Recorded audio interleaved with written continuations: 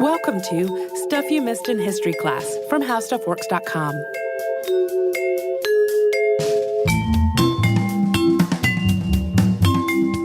Hello and welcome to the podcast. I'm Holly Fry. And I'm Tracy V. Wilson. And today, Tracy, I'm kind of excited because I've had this story on my list for a while. We are going to talk about a man who was born into slavery, which sounds not so levity enhanced as my giggles might suggest, but he escaped in a really astonishing way. And his story of how he gained his freedom was so sensational that he basically spent the rest of his life making a living talking about it in one form or another. So today we are talking about Henry Box Brown, and we're just going to jump right into his story. Yes, so he was born in 1815 or 1816. There's no known record of his exact birthday, but he was born in Louisa County, Virginia, which is about 45 miles from Richmond. This was on a plantation called the Hermitage, and he was enslaved from birth. And in his account of his life, Henry talked about an incident where he would carry grain 20 miles to a mill several times a year as a boy. And those trips, which he took with his brother, were also fact-finding missions where the two boys would get information about the other enslaved people that lived nearby and any other news going on in Virginia. And on one such trip, the boys met a large group of enslaved men, and they spoke with them, and they started to realize that the two of them were in a unique situation. The boys had clothes and they had shoes, and the other enslaved men remarked upon them as something that they did not have. And the boys also heard enslaved men being beaten. They were also asked by a white man whether they had ever been whipped, and they replied that they hadn't. And that caused this white man to reply that they would never amount to anything. So through all of these interactions, the boys became really aware that they had a kind of precarious place in the world. They were still enslaved, but were in a position that was a little better in some ways. And they realized they could easily end up in a similar situation to these people they had spoken with who didn't have clothes and shoes and were routinely beaten. Yeah, they kind of appreciated the fact that they did get clothes, they did get shoes, they were not beaten as a matter of course.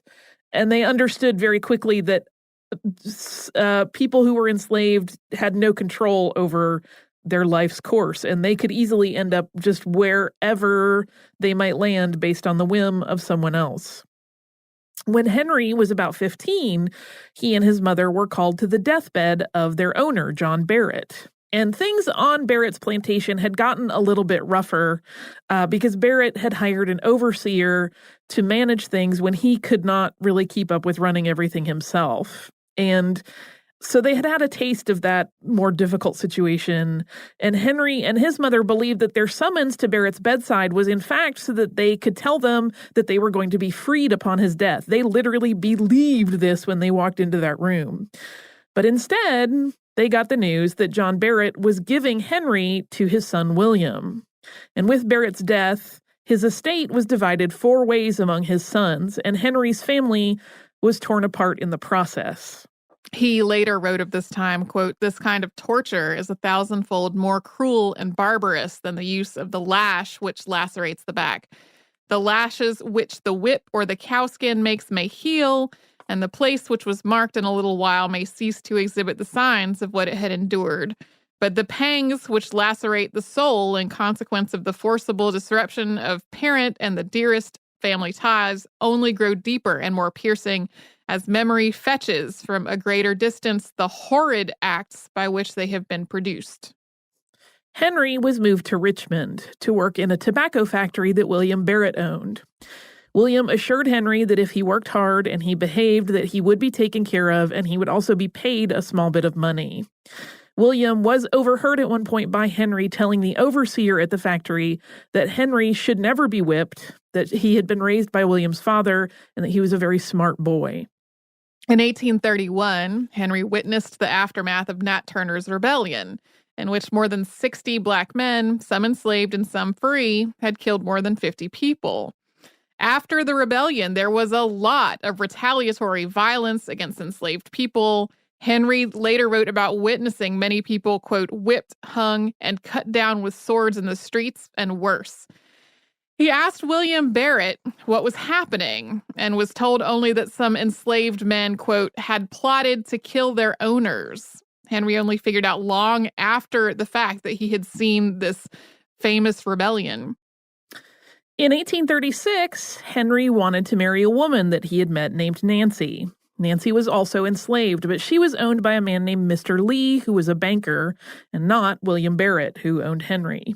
So Henry spoke with Mr. Lee, who said that he had no intention of selling Nancy, and that if William Barrett could say the same of Henry, that he would approve the marriage. So Nancy and Henry were married, but just a year later, Mr. Lee reneged on his promise. He sold Nancy to a saddler named Joseph A. Colquitt. And Colquitt and his wife treated Nancy far worse than her previous owner had, and after a great deal of animosity, particularly on the part of Mrs. Colquitt, Nancy was sold once again. But the Colquitts soon bought her back when they realized just how much she had been doing for them. Eventually, she was sold once again, but this time the man who purchased her, Samuel Cottrell, cut Henry a deal that if Henry regularly paid him $50, he would let the couple and their children live together.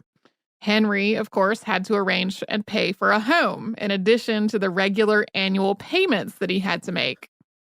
Yeah, this is like one of those situations where, in effect, Cottrell couldn't make the initial payment to purchase Nancy outright. He was short, and that $50 made up the gap. But then he also charged Henry another $50 annually, and Henry had to pay for all of Nancy's life necessities, room, board, etc. So Cottrell was basically getting paid to keep this woman enslaved by her husband because it was the only way that Nancy and Henry could be together. And it was during this time that Henry met James Caesar Anthony Smith, a free black man that he knew from church. And James helped Henry find a home where he and Nancy and the children could live, because at this point they had several.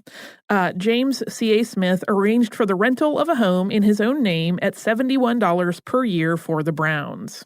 And for a while, though Henry was basically being extorted by Cottrell to not sell Nancy, they were living happily as a family. In 1848, the Browns had been married for 12 years. They had 3 children and a 4th on the way. And then Cottrell abruptly sold Nancy and the children, who were all immediately removed from their home and taken to a prison for holding until the next day, at which point they would begin a journey to North Carolina. In addition, he had all of the Brown family's possessions seized for auction. Henry begged his owner to buy his family, but he got nowhere pursuing that line of thinking. He managed to buy back some of their things with the small amount of money he had, but he could only watch as his family, along with several hundred other people, were marched down the street to begin this journey to North Carolina. And as his wife approached, Henry took her hand and he held it as he walked for approximately 4 miles with the group before they were parted for good. One of the themes of Henry's account of his life is the discussion of the hypocrisy of the white men who would call themselves Christian and still engage in slavery. I feel like this has made several appearances on the podcast, including in our recent episode on Phyllis Wheatley. After his loss of Nancy and the children, his own faith was not shaken, but he believed that slave owners could not truly be men of God. That forced separation, after such a constant state of shifting assurances from owners, catalyzed a fervent desire for freedom in Henry. He had been lied to and toyed with and finally had what was most important to him taken away, and he was intent on ending his own enslavement. We'll talk about Henry's bolt of inspiration for his escape plan after we pause for a quick sponsor break.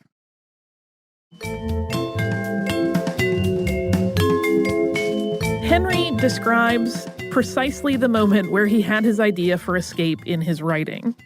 Quote, "One day while I was at work and my thoughts were eagerly feasting upon the idea of freedom, I felt my soul called out to heaven to breathe a prayer to Almighty God.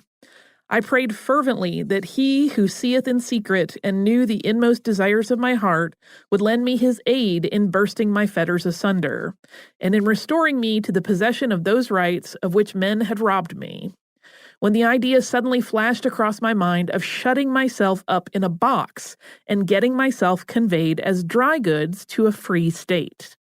The idea of sealing himself in a box to be shipped to freedom was obviously not without danger.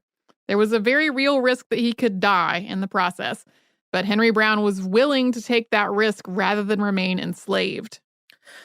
To make his escape, Henry was going to need some help, and so he turned once again to James Caesar Anthony Smith, and he also had assistance from a white man that James introduced him to named Samuel Smith, who was no relation to James. Henry knew he would have to get a few days of leave from work to give himself a good chance where nobody would be alarmed that he was absent.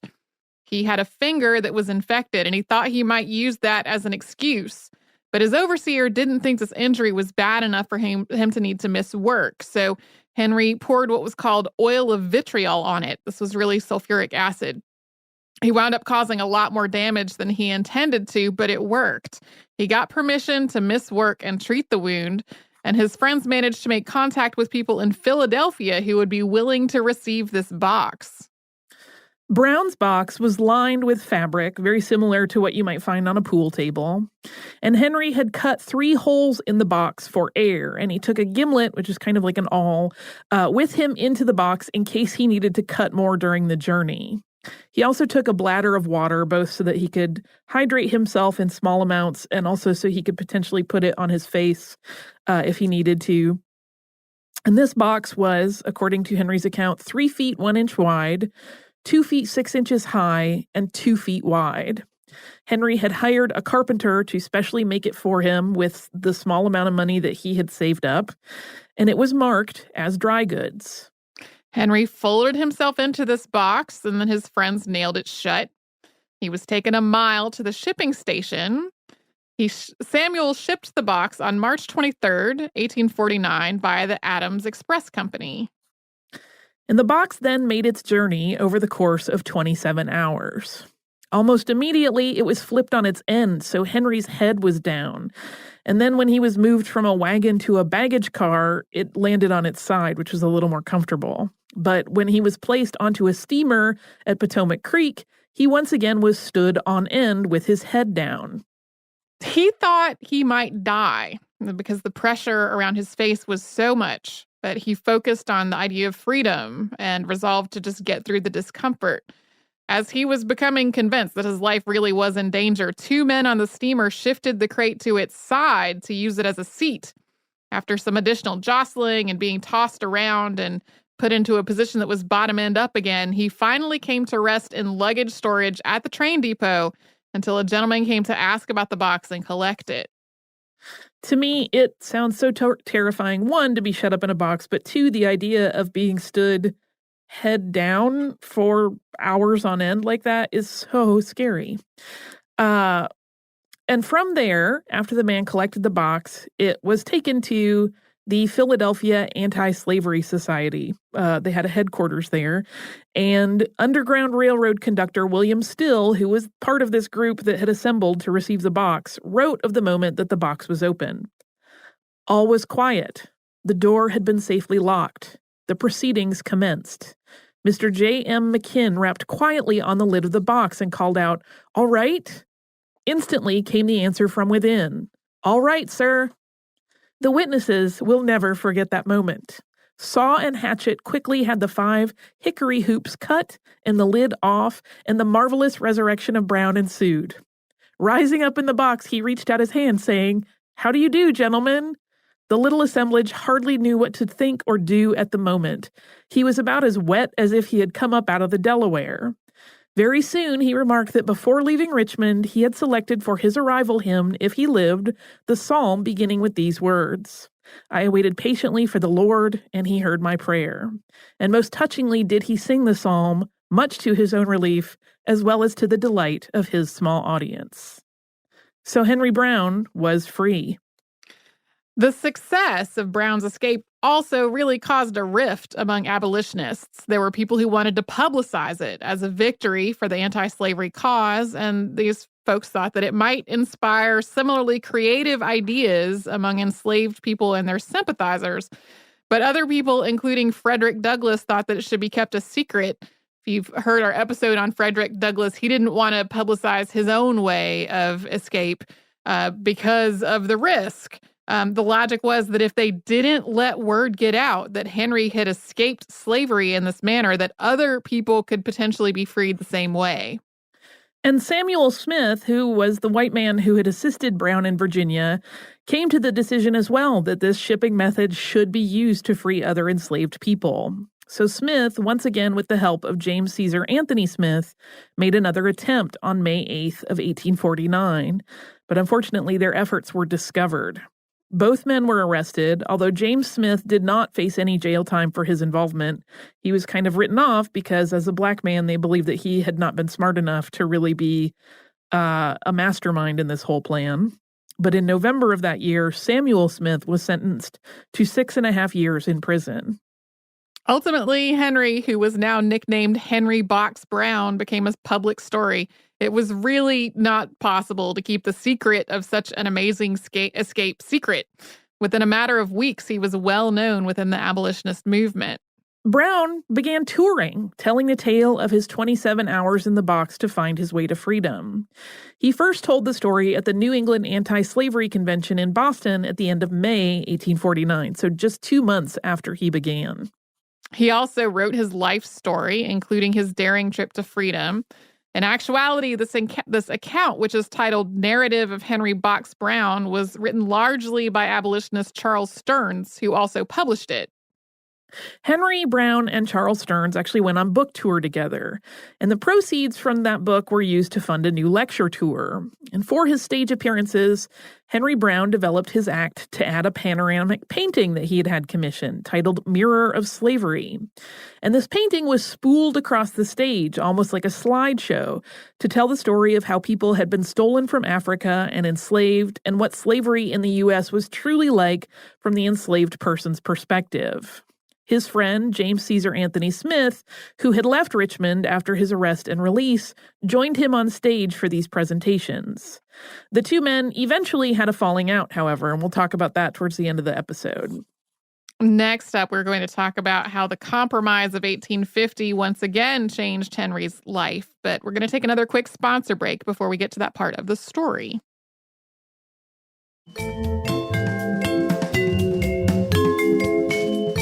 The Fugitive Slave Act of 1850 shifted Henry Box Brown's life yet again. For a quick refresher, this is a very quick version. The Fugitive Slave Act was part of the Compromise of 1850. It stated that people who had escaped enslavement and were found in states where slavery was abolished would still be shipped back to their owners with the support of the federal government in their capture and return, and that fugitive enslaved people were not entitled to jury trial and they could not testify on their own behalf. In August of 1850, just before the Fugitive Slave Act was passed, Brown was in Providence, Rhode Island, when he was assaulted in the street. This convinced him that it wasn't safe to stay in the United States, so he moved to England and took his stage show with him. He continued to perform his anti-slavery act there, and he added additional dimensions to it. In 1851, Henry Box Brown also wrote a second memoir, this one titled Narrative of the Life of Henry Box Brown, written by himself. In truth, it is almost exactly the same as the first book, although it is written in less flowery prose and includes additional details. While Brown was always insistent that he had not been treated nearly as badly as a lot of other enslaved people, he wanted to add his voice to the other testimonies and narratives that would evidence just how dehumanizing and wrong the institution of slavery was.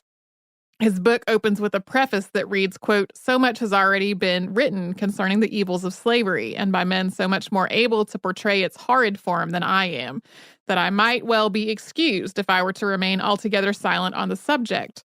But however much has been written, however much has been said, and however much has been done, I feel impelled by the voice of my own conscience from the recent experience which I have had of the alarming extent to which the traffic in human beings is carried on, and the cruelties, both bodily and mental, to which men in the condition of slaves are continually subjected, and also from the hardening and blasting influences which this traffic produces on the character of those who thus treat as goods and chattels the bodies and souls of their fellows. to add yet one other testimony of and protest against this foul blot of the state of morals, of religion, and of cultivation in the American Republic.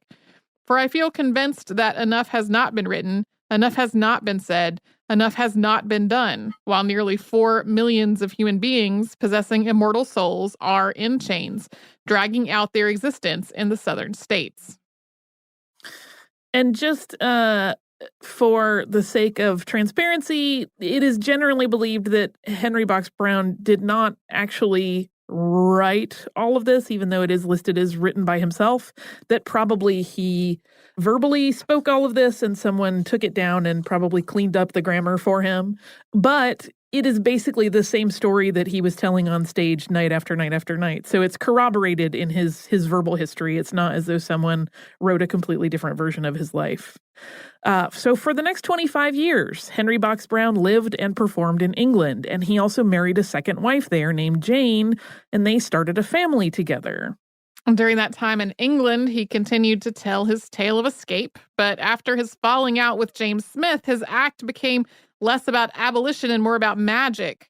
He would perform sleight of hand tricks where he transformed a nail into an acorn, and on occasion he would stage a reenactment of his box journey on stage, which played out like a magician's escape trick, but with the added gravity of recalling his harrowing escape.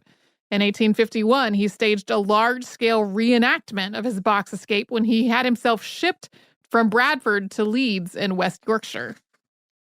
And it is actually unknown where Henry Box Brown first learned to perform magic tricks. It could well have been as far back as his childhood, as something that was done among the enslaved people as entertainment. But as his act evolved, his knowledge expanded, and he started to transform himself into other stage personas. He would sometimes dress as an African chief and walk through towns that he was touring into as an advertisement for his shows, conjuring for this character version of himself a noble lineage, and all of this done to entice an audience. He began to combine the worlds of magic and science as he and his act started exploring mesmerism and electrobiology. There's been speculation among Brown biographers that the use of mesmerism or hypnotism offered him a chance to try to control white audience members in a turnabout of the power dynamic from when he was enslaved. Henry Brown returned to the United States in 1875 with his new family, his wife Jane and their daughter Annie. And he billed himself as Professor Box Brown, and he continued to tour as an entertainer, primarily in the Northeast, and then moving to Canada in the early 1880s. His act at this point had evolved so that in addition to relaying his personal story, which always drew a crowd, he would also do some of his tricks and also give brief scientific lectures. He'd also give musical performances under the heading Professor Box Brown's Troubadour Jubilee Singers, in which his family would perform. Song had been part of his act for a long time when he talked about slavery and abolition, and he's said to have had an outstanding voice. Henry Box Brown performed his magic act in Ontario, Canada, on February 26th of 1889, and that is his last known stage appearance. For a long time, the date and place of his death were always recounted as unknown, and a lot of sources you look at will still say they are not known. But in recent years, Martha J. Cutter, a professor of English and Africana Studies at the University of Connecticut, started looking for documentation of the deaths and burials in the Toronto area, and appears to have identified his death as June 15th, 1897, including locating his grave at the Necropolis Cemetery in Toronto. Brown's wife Jane lived with their daughter, whose married name was Annie Jefferson, until she died in 1924. It's really not clear what happened to Henry's first wife, Nancy, and their 4 children together. We don't know if he sought them out once he was free or after slavery was abolished. And the fallout between Brown and James Smith that happened back in 1851 was in part due to Smith's criticism that Henry Box Brown hadn't tried to buy his family's freedom. Yeah, we don't really know that whole story, though. For all we know, he did look into it, or maybe he couldn't because it was too painful. We have no idea. It's really interesting. One of the things that scholar we just mentioned, Martha J. Cutter, brought up in an article I was reading was how, in a strange way, even though Henry Box Brown escaped slavery, he was sort of a slave to his own life story because he ended up telling it for decades and decades over, even after it had been long past abolition and not a tool to try to help educate people, but just became like part of this narrative that he had to live over and over, which was an interesting perspective to have. There's also a really beautiful version of this story from the podcast, The Memory Palace. It's called Picture a Box. It's really fascinating. And he used the actual box that he was shipped from Richmond to Philadelphia in as part of his stage show for a long time. So there's this whole gravity to all of that. Like, again, it's from my perspective, which can't really understand his mindset at all. But like, I can't imagine having to like go through that over and over and relive what had to have been a terrifying, though ultimately successful experience. It's interesting to think about. I have listener mail. Yay, what is it? It's about Andrew Carnegie.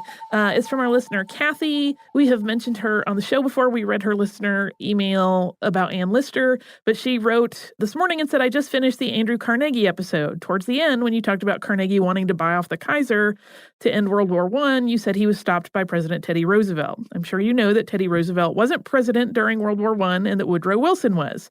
Maybe you were just trying to keep your listeners on our toes. So this is a clarification thing because that is my clunky and poor synthesis of information. It was Roosevelt, but here is what was actually playing out. It wasn't to end the war, but to prevent it to begin with. So towards the end of the Bosnian crisis, which was 1909, there were a lot of other things happening in Europe that were making it pretty apparent that war was a very likely possibility.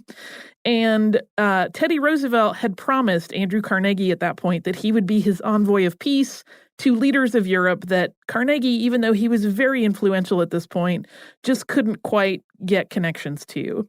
And this was actually in exchange for Carnegie funding one of Roosevelt's big game expeditions in Africa, which was very expensive. And so Roosevelt had promised that he was going to talk to the Kaiser and explain that he would relay all of their conversations to Carnegie, essentially acting as sort of a go-between. And in 1910, Roosevelt did start his European tour, and his meeting of Kaiser Wilhelm II was going to be part of that. And he was going to try to broker this peace. But King Edward died in the midst of this process, which halted all diplomatic discussions.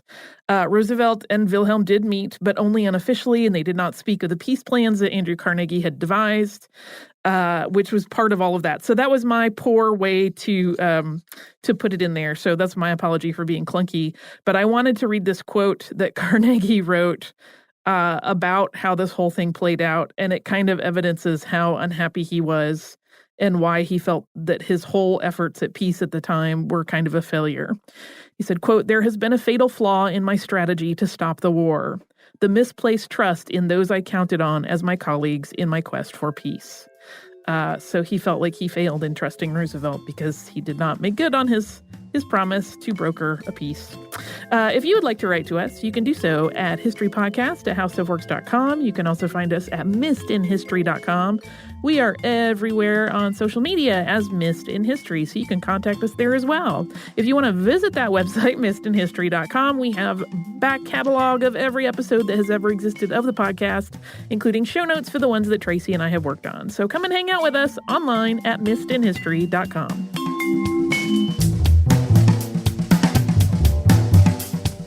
For more on this and thousands of other topics, visit howstuffworks.com.